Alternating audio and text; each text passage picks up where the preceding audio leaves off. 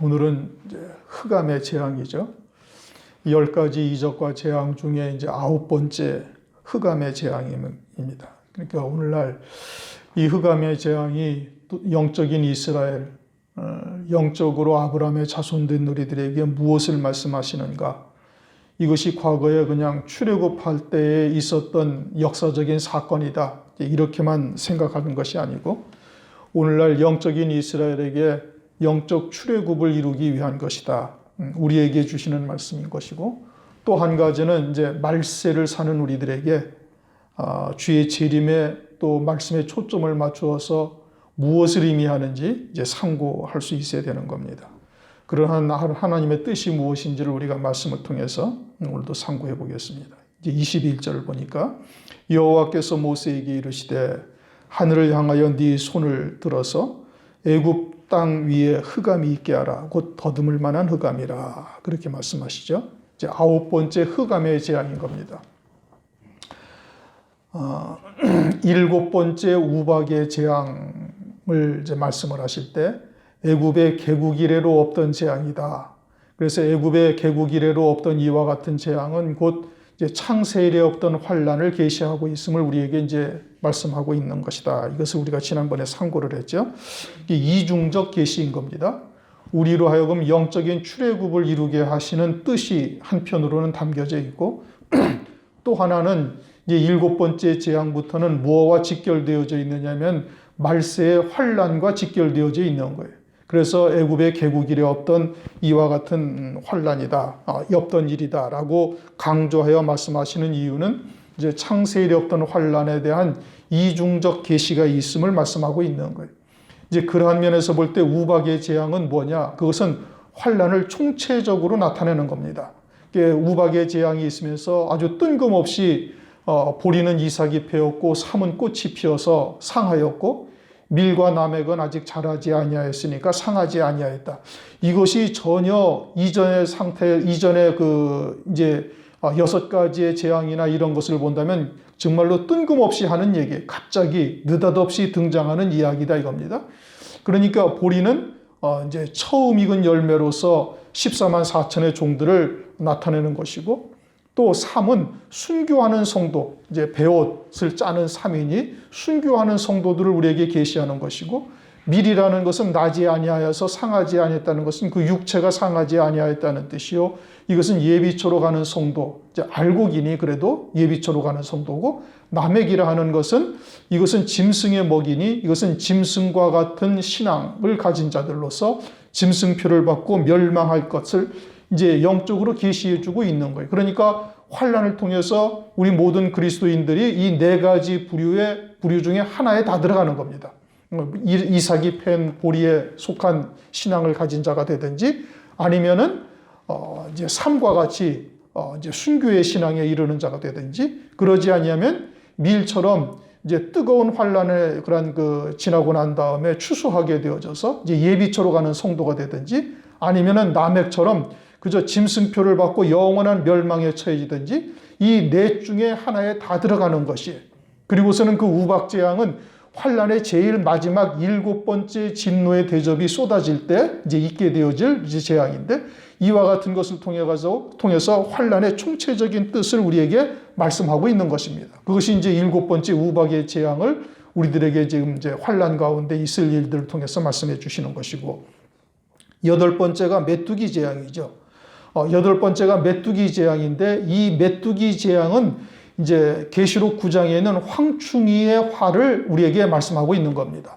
황충이 곧 메뚜기의 일종인데, 그와 같은 황충이의 화를 통해서 하나님께서 이제 마지막 환란의 때, 마지막 반 때에 순교할 자들을 순교케 하시는 역사를 하는 것이죠.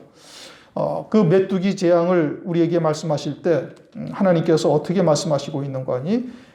출애굽기 10장 2절을 보면 너로 내가 애굽에서 행한 일들 곧 내가 그 가운데서 행한 표징을 네 아들과 네 자손의 귀에 전하게 하려 함이라. 너희가 나를 여호와인 줄 알리라. 이 말씀을 딱 특이하게 딱 하셨어요. 이 말씀을 하신 이유가 뭐냐면 하나님께서는 구원하시는 하나님이신 것을 말씀하고 있는 거예요. 그리고는 그것을 네 자손들 후손들에게 대대로 전해서 하나님이 어떠한 하나님인지를 깨닫게 하라 이겁니다. 이렇게 하나님은 이러한 메뚜기의 메뚜기의 재앙 같은 것을 통해서라도 하나님께서 구원하시는 역사를 이루시는 하나님이신 것을 우리에게 말씀하고 있는 것이고, 이제 이와 같은 것이 구약에서는 이제 사사기 6장 메뚜기와 같은 미디안 군대를 통해서 우리에게 말씀하고 있는 거예요.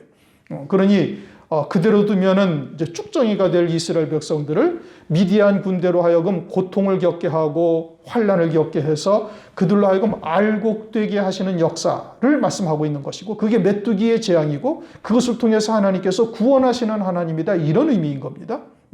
10장 2절에 특이하게 이 말씀을 딱 하신 이유가 거기에 있는 거예요. 그러니까 그와 같은 하나님의 뜻을 깨달은 미디안을 하나님께서 큰 용사라고 하신 것이죠. 마찬가지로 그처럼 황충이의 화, 계시록 9장에 있는 황충이의 화는 전 3년 반, 즉 환난 가운데 아직 순교자의 수가 다 차지 아니한 때에 마지막으로 있게 되어질 화가 황충이의 화예요.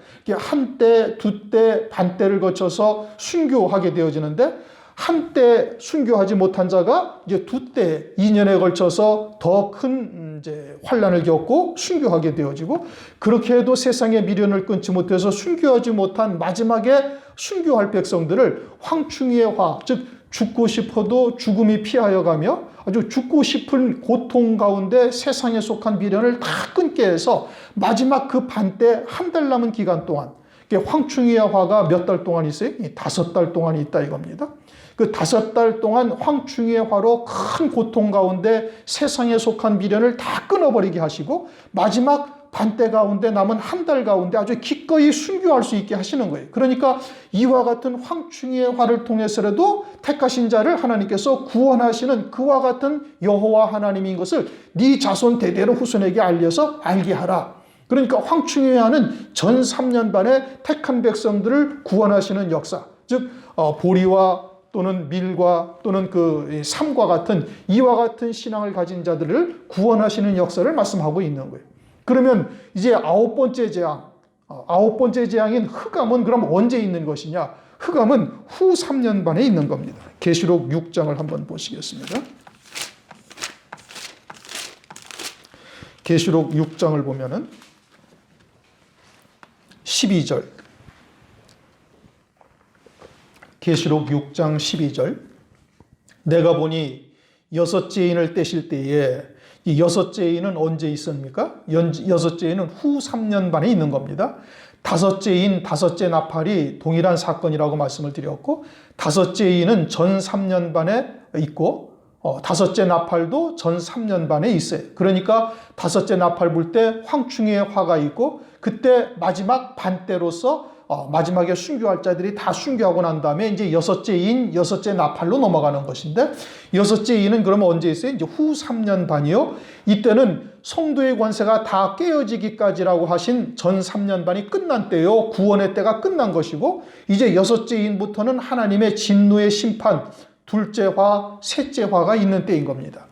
그때 내가 보니 여섯째 인을 떼실 때 큰 지진이 나며 해가 총담같이 검어지고, 총담같이 검어졌다는 것은 완전히 암흑이 된다 이겁니다. 이게 총담이라는 것은 말꼬리를 말하는 것인데, 이게 검은 말꼬리와 같이 해가 아주 까맣게 되어서 햇빛이 사라진다. 그럼 빛이 없어진다 이겁니다. 그럼 실제 해가 사라진다는 뜻이냐? 그것을 말하는 것이 아니죠. 시편 84편 11절 보면 여호와 하나님은 해다 이렇게 말씀하셔요.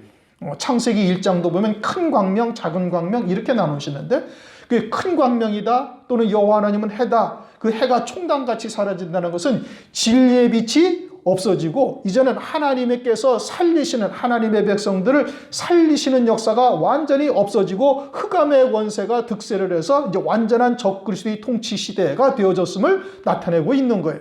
그러니까 이 여섯째 인이 후 3년 반에 있다고 말씀을 드렸죠. 그러면 두 증인이 언제까지 활동을 하고 순교를 해요? 전 3년 반 동안 1260일 동안 활동을 하고 그리고 순교를 하는 겁니다. 그럼 이 두 증인이 제일 마지막으로 죽고 난 다음에 이제 여섯째 인이 딱 떼어지는 거예요. 그러니까 이때는 어떻게? 이제 진리가 어디 있는지 없는 거예요. 진리의 빛이 완전히 사라지고, 그러니까 해가 총담같이 검어졌다라는 것은 진리의 말씀이 완전히 사라지고, 그리고서는 이제 온 세상에 어둠에 속한 말씀들만 남아있는 거예요. 그러니까 살리시는 역사가 완전히 사라졌을 때인 것을 말씀하고 있는 것이지요. 그때를 이제 해가 총당같이 검어졌다라고 말씀하면서, 그러면서 적그리스도가 온전히 통치하는, 이제 완전히 후 3년 반 동안 적그리스도가 통치하는, 자기를 하나님으로 섬기도록 강요하면서 통치하는 시대가 되어지니 흑암의 권세가 완전히 이제 세상을 장악하는 이와 같은 때를 말씀하는 것이죠. 그때를 후 3년 반 이를 말씀하고 있는 겁니다. 그런데 그때 이제 오늘 본문 말씀에 읽은 것처럼 고센 땅은 어때? 고센 땅은 빛이 있다 이렇게 말씀하십니다. 23절 끝부분을 보면은 이스라엘 자손에 거하는 곳에는 광명이 있었더라. 애굽의 온 땅에는 흑암이 있는데, 흑암으로 더듬을 만한 흑암이요 아무것도 보이지 아니하는 이와 같은 흑암인데, 이스라엘 땅에는 어때? 고센 땅에는 빛이 있다 이겁니다. 그러니까 고센 땅만 빛이 있는 거예요. 그러면 이것이 요한계시록에서는 어떻게 말씀하시는가? 계시록 12장을 보시면은 이제 요한계시록에는 두 여자가 등장을 한다고 그랬죠. 이제 계시록의 12장에 해를 입은 여자가 있고 계시록 17장에 음녀가 있습니다. 여자는 곧 교회를 의미하는 것이고, 음녀는 음행한 여자요 배도하는 교회를 말하죠. 그런데 이제 해를 입은 여자는 이제 진리의 교회요 금초대의 교회를 말씀하고 있는 겁니다.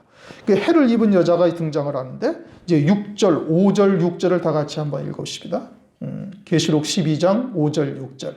여자가 아들을 낳으니, 여기에서 여자는 해를 입은 여자요 진리의 교회를 의미하고 있습니다. 금초대 교회죠. 계시록 2장 3장에 있는 이 여자가 아들을 낳으니 이는 장차 철장으로 만국을 다스릴 남자라. 이 여자가 아들을 낳았다라는 것은 하나님의 유업을 다 이을 수 있는 아들의 신앙을 가진 자들이 그 진리의 교회, 금초대 교회를 통해서 나왔다 이 뜻인 겁니다. 그리고 그들은 장차 철장으로 다스릴 자다. 철장으로 다스릴 자는 누가 철장으로 다스릴 자이냐? 계시록 19장을 보세요. 우선 철장으로 다스릴 자라는 것이 뭘 말하는가? 계시록 19장 14절 15절을 보면은 하늘에 있는 군대들이 희고 깨끗한 세마포를 입고 백마를 타고 그를 따르더라. 이건 이제 여러 차례 우리가 설명을 드렸습니다. 주님이 재림하실 때 어린 양의 안에 그리스도의 신부여 첫째 부활한 성도들을 말하는 겁니다. 14만 4천의 종들과 그리고 예수의 증거와 하나님의 말씀을 인하여 순교한 목배임 받은 성도들이 첫째 부활의 영광을 입고 주님의 뒤를 따르는 거예요. 주님이 재림하실 때. 그때 15절 그의 입에서 이한검이 나오니, 이것은 그리스도입니다. 주님 재림하시는 그리스도의 입에서 이한검이 나오니 그것으로 만국을 치겠고 친히 저희를 철장으로 다스리며, 누가? 주님과 함께 첫째 부활의 영광을 입고 오는 이들이 철장으로 다스릴 자들이다 이겁니다. 그러면은 지금 이제 다시 계시록 12장으로 가십시다. 계시록 12장에 가면은 5절 저 여자가 아들을 낳으니 이는 장차 철장으로 만국을 다스릴 남자라. 그러면 철장으로 만국을 다스릴 남자는 순교 환난 가운데 순교한 자들이에요. 두 증인과 아울러 한때, 두때, 반때를 거쳐서 순교한 성도들이 장차 재림하실 그리스도와 함께 첫째 부활의 영광을 입고 희고 깨끗한 세마포를 입고 백마를 타고 오면서 그들이 철장으로 다스릴 자다 이 뜻입니다. 이해가 되셨습니까? 그러면은 이제 이때까지의 기간은 얼마가 지난 거예요? 전 3년 반이 지난 겁니다. 그 만국을 다스릴 남자라, 그 아이를 하나님 앞과 보좌 앞으로 올려가더라 라는 것은 순교했다 이 뜻이죠. 순교했다. 그리고 장차 철장으로 다스릴 자다. 아직은 철장으로 다스리지 않냐고 순교하고 올라간 거예요. 그러면 이 시간까지가 얼마가 지난 거예요? 이제 전 3년 반이 다 지나간 겁니다. 그리고서는 6절 그 여자가 광야로 도망하며 거기서 1260일 동안을 저를 양육하기 위하여 하나님의 예비하신 곳이 있더라. 이제 이것을 우리가 이제 예비처라고 얘기를 해요. 그 예비처로 이들을 데리고 가는 거예요. 하나님께서 하나님의 방법으로 그들을 옮겨가시는 겁니다. 그들은 환난 가운데 짐승표를 받지 아니하고 3년 반 동안 한때 두때 반때의 환난을 다 지난 다음에 그들은 예비처로 가는 거예요. 순교는 못했죠. 이제 순교의 신앙은 되지 아니하였으되 짐승표를 받지 아니한 자들을 하나님께서 하나님이 예비하신 곳으로 옮겨가는데 거기서 얼마 동안 있어요? 1260일을 있어요. 그런데 후 3년 반이 되어지면은 적그리스도가 철장으로 다스리는 때입니다. 13장, 계시록 13장 5절을 보십시다. 13장 5절. 이제 13장 1절은 7머리 10뿔 짐승이 등장을 하죠. 13장 5절을 보면 또 짐승이 큰 말과 참남된 말을 하는 입을 받고, 큰 말과 참남된 말을 하는 입을 받았다는 것은 나를 하나님으로 섬기도록 강요하는 거예요. 자기를 하나님으로 섬기도록 내가 하나님이다 이 뜻인 겁니다. 이것은 다니엘서 7장에 안티오코스 에피파네스라는 작은 뿔을 통해서 이미 영적으로 계시를 해준 거예요. 하나님의 성전에다가 돼지피를 뿌리고 아이벤 여자들의 배를 갈라버리면서 성전에서 제사와 예물을 못 드리게 하고 자기를 하나님으로 섬기도록 강요한 시리아 왕을 나타내고 있는데, 똑같이 이 작은 뿔, 7머리 10뿔 짐승이 그와 같이 자기를 하나님으로 경배하게 하는데, 이때는 언제예요? 후 3년 반이다 이겁니다. 그런데 그때를 입을 받고 또 42달 일할 권세를 받으니라. 그렇게 말씀하고 있죠. 42달이라는 것은 어둠 속에 있을 때를 말하는 거예요. 달이라는 의미는 그는 어둠 속에 있어서 달이 비치는 요 때를 말하는 겁니다. 그러니까 똑같은 기간, 지금 계시록 12장 6절에 1260일이라는 기간이나 마귀가 적그리스도가 짐승이 다스리는 42달이 똑같은 시대를, 똑같은 시간을 이렇게 표현하고 있는 거예요. 왜 한 곳에서는 1260일이라고 하고 한 곳에서는 42달이라고 하느냐? 그건 1260일이라는 곳은 거기선 하나님의 보호 양육하는 곳이 있고 하나님의 진리의 빛이 그들에게는 비추고 있으며, 그러나 어둠의 권세가 다스리는 이 짐승이 다스리는 이 시대는 그곳에는 어둠에 자리하고 있다. 그래서 42달이라고 말씀하고 있는 것이다. 이 뜻인 겁니다. 그러니까 고센 땅 이스라엘 백성들, 이제 출애굽기로 다시 돌아오면은 이스라엘 백성들이 있는 곳에는 빛이 있어요. 그렇죠? 그러나 애굽 땅에는 어떻게 완전한 흑암이요 더듬을 만한 흑암이다 이겁니다. 그냥 진리의 빛이 총담처럼, 해가 총담처럼 사라지고 총담처럼 검어지고 진리의 빛이 완전히 사라진 곳임을 이것을 통해서 우리에게 계시하는 것이고, 똑같은 기간이지만 후 3년 반 예비처로 간 성도들은 1260일이라는 것은 날 일자를 써서 해의 빛이 비치고 있다라는 뜻이고, 나머지 애굽 땅에는 완전한 흑암이요 어둠의 권세가 다스리고 있으면서 적그리스도가 자기를 하나님으로 섬기도록 강요하고 있는 거예요. 그래서 하나님의 백성들도 다 그 강요에 못 이겨서 하나님처럼 그를 받들어 경배하고 있음을 말하고 있는 거예요. 그러면 그들은 어둠에 속한 자예요? 빛에 속한 자예요? 어둠에 속한 자다 이겁니다. 하나님의 백성이라 할지라도 그들은 흑암의 권세 아래서 어둠에 속한 자고, 예비처로 간 성도들만 이스라엘 땅에 빛이 있듯이 그들은 1260일이라는 단어를 써서 거기에서는 하나님의 빛이 비치고 있다, 이것을 의미하고 있는 거예요. 자, 무슨 얘기인지 이해가 되셨습니까? 이제 처음으로 돌아가서 7번째 우박의 재앙은 환난을 총체적으로 얘기하는 거예요. 전 3년 반, 후 3년 반을 다 통틀어서 얘기를 하는 거예요. 그래서 이삭이 포에 패인 보리, 이것은 처음 익은 열매를 말하는 것이죠. 그다음에 삶, 이것은 순교의 신앙에 서 있는 자들을 말하는 거예요. 밀, 이것은 예비처로 가는 성도들을 말하고 있는 거예요. 그나마 알고 있으니까. 남획은 그것은 이제는 짐승의 먹이요 짐승과 같은 자들과 같이 되어져서 짐승표를 받고 멸망에 처해질 자들을 말하는 것이고, 그러면 환난 가운데 하나님의 백성들이 이 네 종류의 신앙 가운데 어디든지 누구든지 다 들어가는, 여기에 다 해당이 되는 거예요. 그러면서는 이제는 8번째 재앙으로 메뚜기 재앙을 말씀하시면서 특이하게 하나님이 너는 이 재앙을, 이와 같은 사건을 네 대대 후손에게 쭉 전하라. 나는 여호와라는 것은 구원하시는 하나님이다, 이 뜻인 겁니다. 그러면서 메뚜기의 재앙은 요한계시록에서 황충이의 화를 말하는 거예요. 황충이 곧 메뚜기를 말하는 거예요. 그럼 메뚜기의 재앙을 통해서 구약에 어떤 사건이 있었어요? 이스라엘 백성들 미디안의 족속들에게 메뚜기 떼처럼 미디안 군대가 아주 새까맣게 바닥에 깔려서 하나님의 백성들 이스라엘을 핍박하고 괴롭게 하는 것이, 그것이 이스라엘을 저주해서 망하게 하려는 것이 아니라 알곡되게 하시는 역사라는 것을 기드온을 통해서 이스라엘 백성들에게 알려주시는 겁니다. 마찬가지로 환난날 황충의 화가 이것이 전 3년 반 마지막 반 때 남았는데, 이때까지도 순교할 백성들이 순교하지 못한 자들을 갖다가 메뚜기와 같은 황충의 화를 통해서 그들로 하여금 죽고 싶어도 죽지 못하는 어마어마한 고통을 통해서 알곡되게 하셔서 환난 가운데 순교, 마지막 그 한 달 남은 기간 동안 순교케 하시는 여호와, 나는 구원하시는 하나님이라는 것을 알려주시는 것이고, 그 다음에 어떤 재앙이요? 흑암의 재앙이다 이겁니다. 흑암의 재앙은, 이것은 하나님의 백성으로서도 이때까지도 깨닫지 못하는 자들은 어떻게 되는 거예요? 그들은 영원한 어둠 가운데 처해져서 살리시는 역사가 사라졌고, 그리고서는 이제 그나마 환난 가운데 짐승표를 받지 아니한 자들은 그 이스라엘 땅, 고센 땅에는 빛이 있듯이 이 예비처로 옮겨진 하나님의 백성들에게는 여호와 하나님께서 보호 양육하시는 곳이고, 그곳은 1260일이라는 각기 똑같은 기간을 말씀하시는데, 한쪽은 1260일, 한쪽은 42달이라는 것을 통해서 한쪽은 어둠에 속한 자들이요, 저들은 빛 가운데 보호 양육받는 자들이다. 요걸 나타내고 있는 거예요. 무슨 얘기인지 이해가 되셨습니까?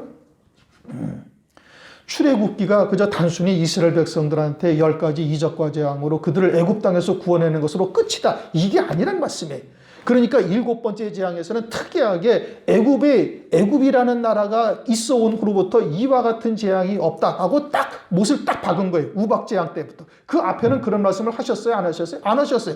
그러면 그 앞에 있던 애굽의 하수를 지팡이로 치니까 피가 되는 역사가 애굽의 개국일에 있던 일이에요? 없던 일이에요? 없던 일이란 말이에요. 없던 일인데 그때는 그런 재앙을 그런 표현을 쓰시 않은 거예요. 개구리? 그와 같은 것이 있었어요? 없었어요? 없었어요. 그런데 그러한 말씀을 성경에 기록해 놓지 않으신 거예요. 그런데 꼭 그냥 이 7번째 우박의 재앙부터 애굽의 개국일에 이와 같은 일은 없었던 일이다라고 말씀하시면서, 이것은 어디와 직결되는 거예요? 주의 재림 환난의 때와 딱 직결되어지는 거예요. 그래서 애굽의 이 우박의 재앙이나 또는 메뚜기 재앙이나 지금 흑암의 재앙이, 그것이 다 환난과 직결되어진 역사라는 것을 우리가 이제 깨닫고, 그러면 그것을 깨달으면 우리가 어떻게 해야 되는 거예요? 우리가 속히 영적인 출애굽을 이루어야 한다 이겁니다. 우리가 아직도 세상에 속한 것에서 미련을 두고 있고 그런 것에서 끊어내지 못한 자이면 이와 같은 과정을 통해서 멸망의 길로 어둠에 속한 자로 완전히 떨어질 수 있다는 것을 우리에게 지금 경고하시는 역사다 이겁니다. 그래서 손을 들어서 애굽 땅 위에 흑암이 있게 하라. 그 흑암이 어떠하다는 거예요? 더듬을 만한 흑암이다 이겁니다. 그래서 어둠에 속한 자들은 이제 완전히 소경이 이런 거예요. 그냥 어둠이다 이겁니다. 그들은 오늘날도 잘 보고 있다라고 얘기한단 말이에요. 보고 있다라고 얘기하지만 하나님이 보시기에는 완전한 소경인 거예요. 그러니까 요한복음 9장에 가면은 날 때부터 소경된 자를 눈을 뜨게 하시죠, 하나님께서. 그리고 이스라엘 백성들은 너희들이 본다 하니까 너희들의 죄가 그냥 있다 이거예요. 그러니까 주님이 보시기에는 그들은 소경인데 자신들은 잘 보고 있다고 생각을 하고 있는 거예요. 그러니까 주님께서 뭐라고요? 너희가 그저 본다고 하니 너희 죄가 그냥 너희들에게 그대로 있다라고 말씀하고 있는 거예요. 그러니 오늘날도 그처럼 사람의 계명, 진리가 아닌 사람의 계명으로 사람들이 듣기 좋아하는 말씀으로 살고 있는 자들, 또 하나님의 말씀을 사전적 해석을 하면서 그것으로 윤리 도덕이나 또는 생활교훈처럼 하나님의 말씀을 바꾸고 있는 자들이 그 결과가 어떠하다? 그들은 소경이요 어둠에 처해질 자라는 것을 우리에게 영적으로 계시하고 있는 거예요. 이게 더듬을 만한 소경이다. 이제 소돔성에서 이런 일이 벌어집니다. 창세기 19장 11절을 보면은 문 밖에 무리로 물온대소하고 그 눈을 어둡게 하니 그들이 문을 찾느라고 곤비하였더라. 눈이 있어도 소용없는 거예요. 소돔과 고모라 성이 아주 패역하니까 이제 천사들을 보내서 과연 그러한지를 확인해 보려고 하는데 그들이 그냥 그처럼 동성애를 이제 하면서 천사들을 갖다가 불러내라. 우리가 그들과 관계하겠다. 상관하겠다. 어쩌고 저쩌고 이러니까 그들의 눈을 다 멀게 하죠. 그들이 다 소경이다 이겁니다. 이제 이와 같은 일이 그대로 환난 날에 다시 이루어질 것을 말씀하고 있는 거예요. 베드로후서 1장 9절을 보면 원시치 못하는 자들을 소경이라고 얘기를 해요. 이게 멀리 보지 못한다 이 뜻이죠. 원시치 못한다는 것은 멀리 보지 못하는 자들이 소경이라는 거예요. 그러면 멀리 본다는 것은 뭘 말하는 거예요? 이 다음 세상 영의 세계에서 이루어지는 구원을 보는 자는 그것은 소경이 아니고, 그것을 보지 못하고 그저 육신이 살고 있는 이 땅에서의 일만 보고 있는 자는 그건 소경이라는 뜻인 겁니다. 그럼 환난을 통해서 이루실 하나님의 구원의 세계를 보는 자들은 소경이 아닌 것이고, 환난을 통해서 이루실 구원을 알지 못하는 자, 듣지 못하는 자, 깨닫지 못하는 자, 그들은 보지 못하는 자요, 그들은 영적으로 소경인 것을 말씀하고 있는 것이지요. 22절 모세가 하늘을 향하여 손을 들매 캄캄한 흑암이 3일 동안 애굽 온 땅에 있어서, 3일 동안 애굽 온 땅에 흑암이 있다.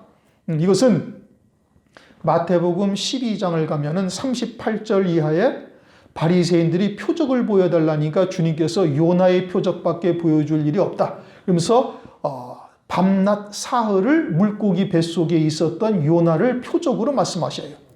그러면 바리새인들은 나흘째 되는 날 주님을 맞이한다는 뜻이에요. 그렇죠? 이거는 우리가 이제 이미 마태복음을 하면서 상고를 했어요.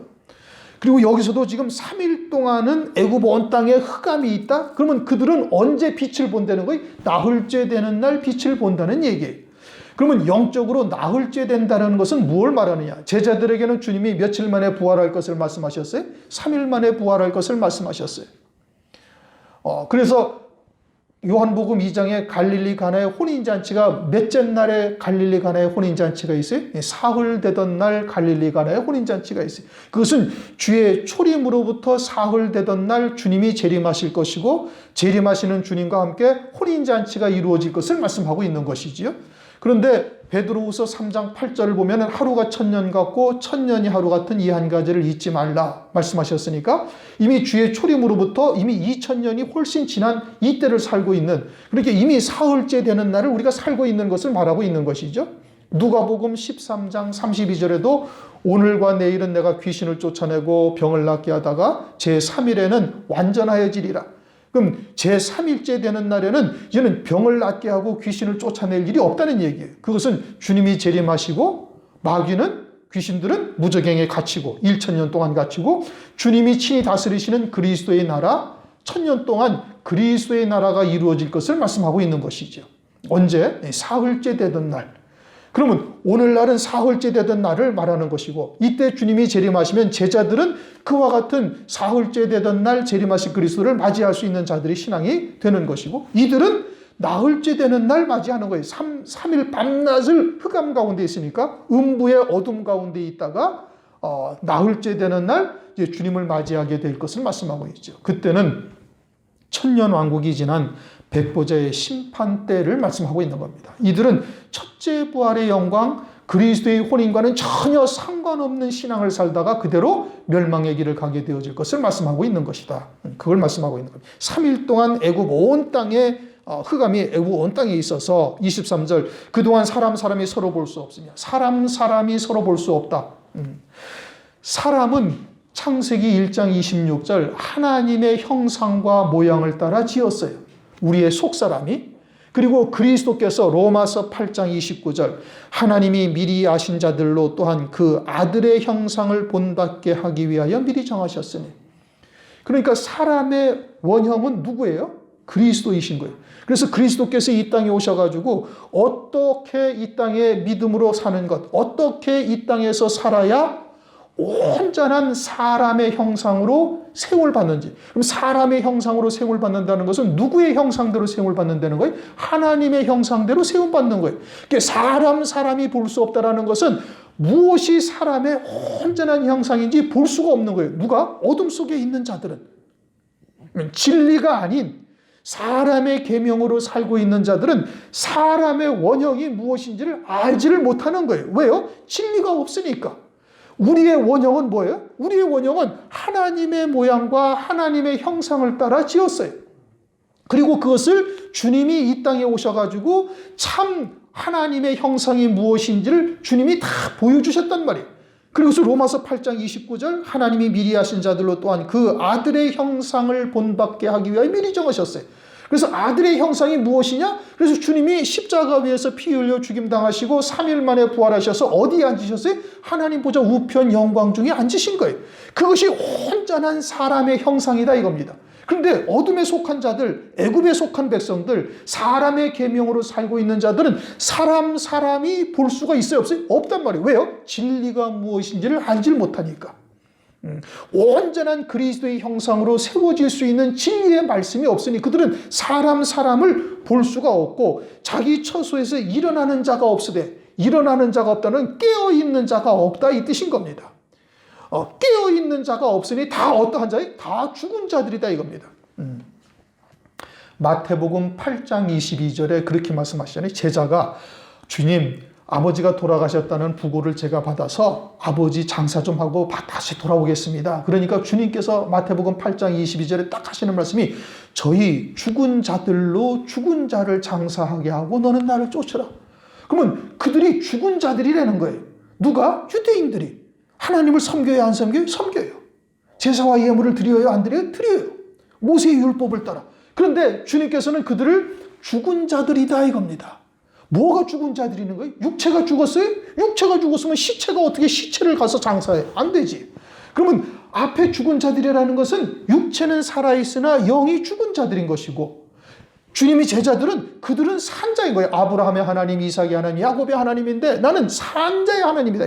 그러니까 제자들은 산자요, 그들은 죽은 자예요. 그럼 산자라는 것은 뭐가 산자예요?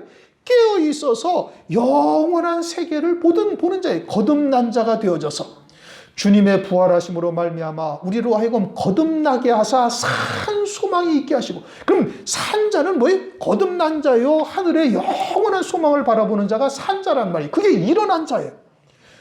잠자는 자는 죽은 자요, 누워있는 자요, 그들은 육으로 사는 자들이다 이겁니다.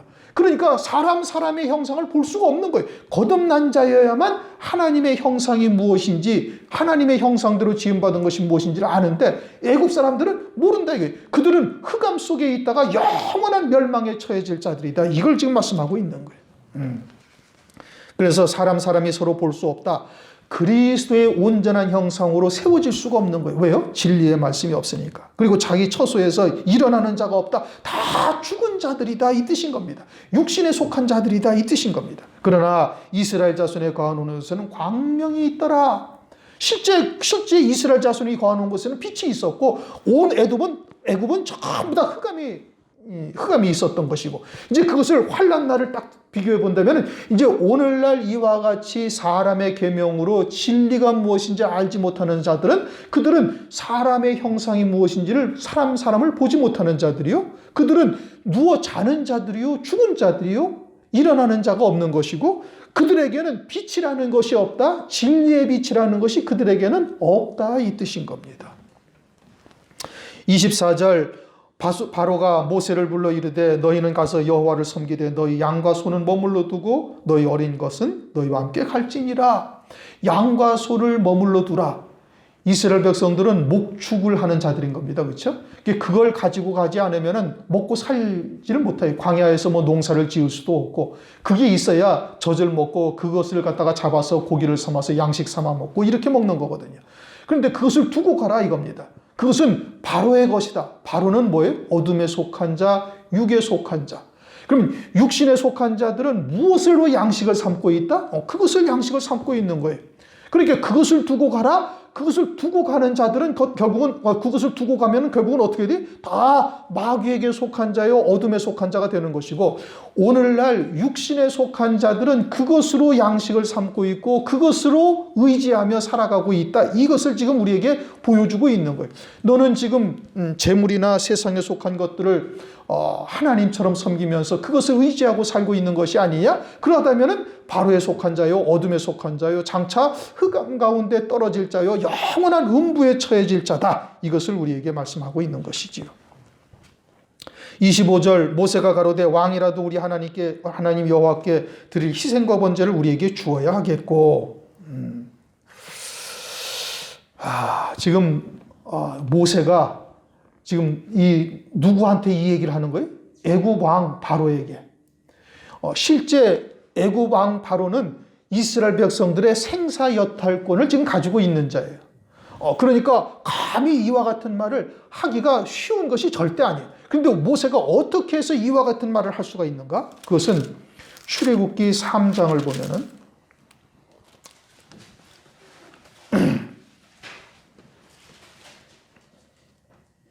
3장 19절부터 이제 쭉 읽어보십시다. 출애굽기 3장 19절. 내가 아노니 강한 손으로 치기 전에는 애굽 왕이 너희 가기를 허락지 아니하다가 내가 내 손을 들어 애굽 중에 여러 가지 이적으로 그 나라를 친 후에야 그가 너희를 보내리라.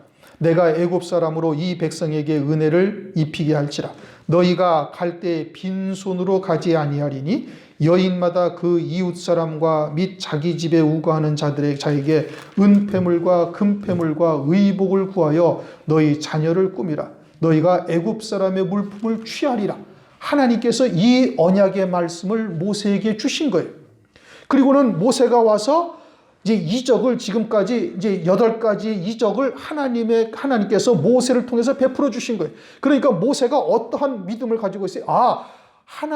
우리의 하나님이 모든 것을 하나님의 뜻대로 이루시는 전능하신 하나님이라는 것에 확신을 딱 가지고 있는 거예요. 그러니까 그 약속하신 말씀대로 우리가 애굽 사람들로부터 금폐물과 은폐물을 취할 것이며 그들에게 의복을 구해서 그들로부터 많은 것을 얻어서 나갈 것이라는 확신을 딱 가지게 되었다 이겁니다. 그래서 비록 자기들의 상전이요 자기들의 생사여탈권을 쥐고 있는 애굽 왕 앞에서 아주 당당하게 하나님의 말씀대로 요구하고 있는 거예요. 왜요? 그 말씀대로 이루어질 것을 확신하고 있기 때문에 그러한 거예요. 그 하나님이 오늘 우리의 하나님이에요. 히브리서 13장 8절 예수 그리스도는 어제나 오늘이나 영원토록 동일하시니라. 그러면 오늘날 우리들에게 말세에 이루실 하나님의 구원의 말씀을 우리에게 주셨어요. 환난 가운데 이루실 구원이 무엇이고 하나님의 백성들에게는 하나님께서 불꽃 같은 눈동자로 지켜보호하시며 하나님의 언약의 말씀을 믿는 그들에게는 그 말씀대로 천지의 주제가 되시는 하나님께서 반드시 이루실 것이라는 것을 우리의 삶의 여정을 통해서 살아계신 하나님을 체험하게 했단 말이에요. 그러면 앞으로 우리에게 이루어지지 아니했지만 우리에게 이루어지리라고 약속하신 언약의 말씀을 믿는 자들은 그와 같이 반드시 이루어질 것을 확신할 수가 있는 거예요. 그러면 어떻게 돼요? 믿음으로 당당하게 나가는 자가 되어야 된다. 이걸 말하고 있는 거예요. 자기의 생사여탈권을 이제까지 가지고 있던 애굽 왕에게 감히 당신도 우리에게 제물을 주어서 우리가 광야에서 예물을 하나님께 제사와 예물을 드리는데 당신도 우리에게 예물을 갖다가 내놓아야 할 것이라고 어떻게 이렇게 당당하게 말할 수 있는가? 이것은 하나님께 대한 확신을 딱 가지고 있기 때문에 그러는 거예요. 하나님의 언약의 말씀은 반드시 이루어진다는 것. 신실하신 하나님. 아브라함에게 약속하신 대로 그대로 이루신 하나님이시죠? 그러면 오늘날 우리들에게도 약속하신 그대로 이루시는 하나님이라는 것을 우리가 믿고 있으니 그와 같은 믿음에 더욱더 담대함을 가지라고 말씀하고 있는 겁니다. 말세에 이루실 구원의 언약을 하나님께서 우리에게 주셨어요. 비록 그것이 광야의 교회와 같이 여러 가지의 연단의 과정을 거치는 과정들이 있기는 하지만 하나님께서는 반드시 이루신다 이겁니다. 아브라함에게 약속하신 대로 가나안 땅을 이스라엘 백성들을 그 언약을 받을 만한 자로 세우셔서 가나안 땅에 집어넣으시잖아요. 이스라엘 백성들이 창과 방패로 창과 활로 거기 들어갔나요? 아니란 말씀이에요. 출애굽을 그렇게 했나요? 아니란 말씀이에요. 하나님께서 이루어 가시는 거예요. 누구에게? 믿는 자에게 믿음으로 세우시고 그 믿는 자에게 하나님이 약속하신 언약을 반드시 이루신다는 말씀이에요. 그러면 환난 날에 이루실 하나님의 언약도 반드시 이루실 것이니 우리로 하여금 그 믿음에 세우시는 여러 가지의 과정들도 기꺼이 기쁨으로 감당할 뿐 아니라 그것도 확신하며 나가는 자가 되어야 되겠죠. 그래서 26절 우리의 생축도 우리와 함께 가고 한 마리도 남길 수 없으니 이는 우리가 그 중에서 취하여 우리 하나님 여호와를 섬길 것임이며 우리가 거기에 이르기까지는 어떤 것으로 여호와를 섬기는지 알지 못함이다. 사실 그렇죠. 어디까지 가서 섬길지 또 어떤 것으로 하나님께 예물로 드려야 할 것인지 하나님께서 그때 정하실 것이니 어떤 것도 남기고 갈 수가 없다.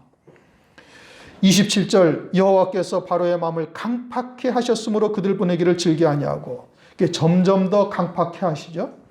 이미 이제 우리가 로마서 9장을 이제 여러 차례 읽어봤습니다. 하나님께서 긍휼히 여길 자를 긍휼히 여기시고 강팍해 하실 자를 강팍해 하신다. 이게 바로의 마음을 강팍해 하시는 분도 누구예요? 하나님이시에요. 그럼 오늘 하나님의 음성을 우리로 하여금 듣게 하시고 하나님의 말씀의 뜻이 무엇인지를 깨닫게 하신 것도 누가 하신 거예요? 하나님께서 하신 거예요. 그리고 우리에게 믿음을 갖게 하셔서 그 믿음을 쫓아 나아가게 발걸음을 옮기게 하시는 분도 하나님이시다 이겁니다. 그러면 그렇게 은혜를 받은 자들은 어떻게 되는가? 그 은혜에 합당한 믿음의 열매를 맺어야 하는 거예요. 그것을 하나님께서 기대하고 계시고 그것을 하나님께서 기뻐하신다 이겁니다. 기뻐하게, 강팍하게 하시고 또 긍휼히 여기시는 것은 하나님께서 그렇게 은혜를 베푸시는 것이죠. 그래서 그들 보내기를 즐겨 아니하고, 누가 보내기를 즐겨 아니해요? 애굽 왕이 이스라엘 백성들을 보내기를 즐겨하지 아니하는 거예요. 이스라엘 백성들은 이제 오늘날 말로 말하는 거듭난 자요. 애굽 백성은 이제 육에 속한 자들이에요. 육에 속한 자들은 거듭난 자의 언행 또는 신행을 별로 달가워하지 않아요. 아울러 내 안에서도 우리의 육체는 믿음으로 사는 것을 별로 달가워하지 않는 거예요. 그러니까 늘 내 안에서 갈등이 있단 말이에요. 육신의 소욕과 성령의 소욕은 서로 대치하고 있는 것이죠. 그것을 보내기를 즐겨하지 아니한다. 교회 안에서도 물론 그러하고, 이제 우리가 이제 한 가정을 이루고 있는데, 가정 안에 식구들이 이와 같이 영에 속한 자, 육에 속한 자라 나뉘어지면 이제 장차 환난 날에 어마어마한 갈등을 야기합니다. 마태복음 10장 36절을 보면 사람의 원수가 자기 집안 식구리라.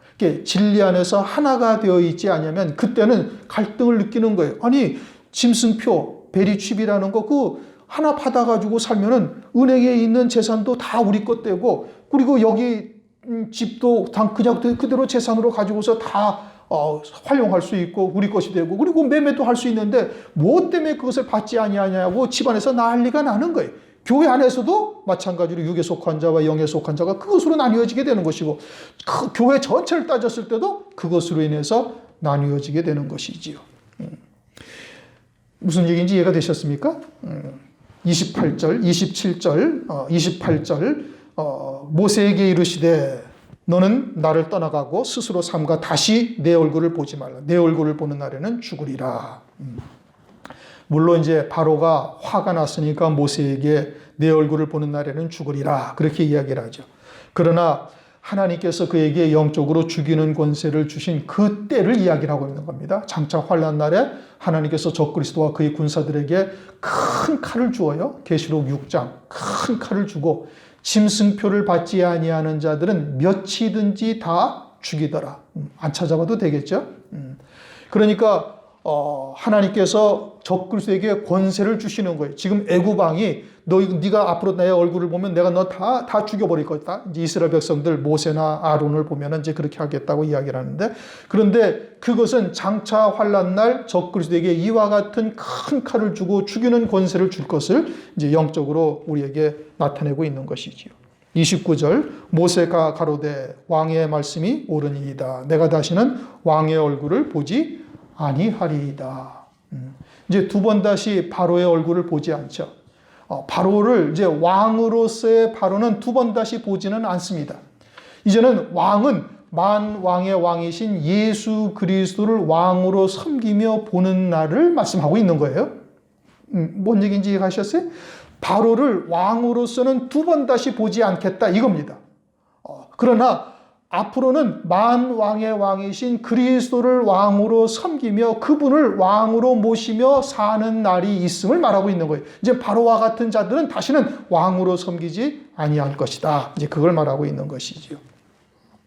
오늘은 이제 9번째 재앙, 흑암의 재앙을 이제 말씀을 하셨는데, 이것이 오늘날 우리들에게는 영적으로 그와 같이 육에 속한 자들은 여전히 어둠 속에 있다라는 것을 깨닫게 하는 거예요. 우박의 재앙, 메뚜기의 재앙으로도 깨닫지 못하고 있으면 그건 완전히 흑암에 속한 자다, 어둠에 속한 자다. 이것을 우리에게 영적으로 계시하고 있는 것이고, 우리도 속히 그와 같은 곳에서 벗어나야 될 것을 말씀하고 있을 뿐 아니라, 이것은 장차 환난 날에 이와 같은 흑암의 권세로 통치하는 적그리스도를 우리에게 계시하고 있음을 우리에게 말씀하고 있는 겁니다.